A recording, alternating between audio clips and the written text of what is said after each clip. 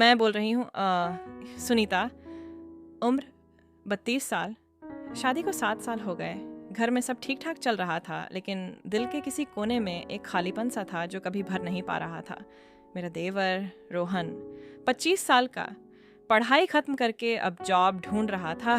घर में रहने वाला था, लेकिन ज़्यादातर अपने दोस्तों के साथ बाहर ही दिखता था। मुझे लगता था वो मुझे बिल्कुल भाभी जैसे नहीं मानता, जैसे कोई दूर का रिश्तेदार हो। एक रात की बात है, बारिश बहुत तेज़ हो रही थी, बिजली चली गई थी। ससुर जी और सास जी अपने कमरे में सो रहे थे। मेरा पति, जो हमेशा की तरह टूर पर गया हुआ था, फ़ोन भी नहीं उठा रहा था।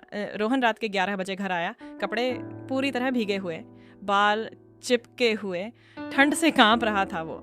मैं किचन में गर्म चाय बना रही थी, तभी उसने आवाज़ दी, भाभी तौलिया मिलेगा? मैं चुपचाप एक बड़ा तौलिया ले आई और दिया। तौलिया लेते वक्त मेरी उंगली उसकी उंगली से छू गई, बस 1 सेकंड के लिए। पर उस 1 सेकंड में कुछ अलग सा लगा, जैसे बिजली का झटका, पर दर्द वाला नहीं, सुकून वाला।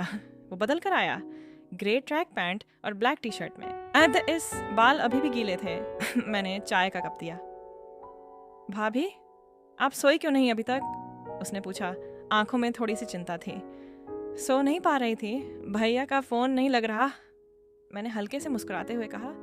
वो मेरे बिल्कुल सामने बैठ गया, टेबल के दूसरी तरफ, चाय की चुस्की लेते हुए बोला, भाभी आप हमेशा इतनी स्ट्रांग क्यों बनती हो, कभी रोती क्यों नहीं?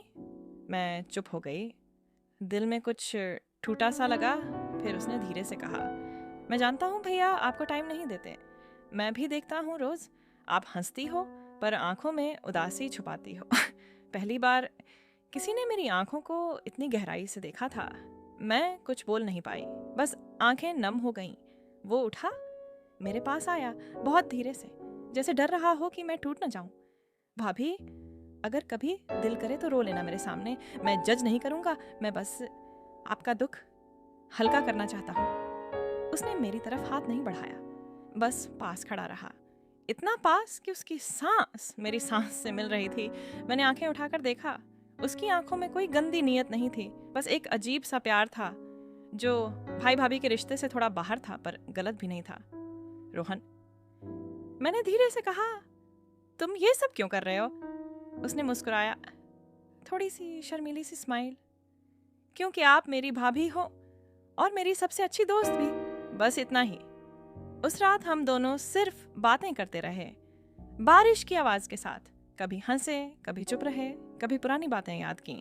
सुबह होने से पहले वो बोला, हाँ भाभी, जो भी हुआ रात को, ये हमारा राज रहेगा, बस इतना जानती रहना कि आप अकेली नहीं हो। मैंने सिर्फ सिर हिला दिया। वो अपने कमरे में चला गया, मैं अपने कमरे में आई। दिल हल्का था, आंखें भर आई थीं, पर खुशी से। उसके बाद हम दोनों के बीच वो पुराना अजीब रिश्ता ख़त्म हो गया। अब जब भी वो मुझे देखता तो आंखों में सिर्फ इज्जत और थोड़ी सी छुपी हुई मोहब्बत होती थी। वो मोहब्बत जो कभी ज़ुबान पर नहीं आई, पर दिल को छू गई। और मैं जानती हूँ ये कहानी यहीं ख़त्म होनी चाहिए, क्योंकि कुछ रिश्ते खूबसूरत तभी रहते हैं जब उनके बीच एक लकीर खींच दी जाए और उस लकीर को पार न किया जाए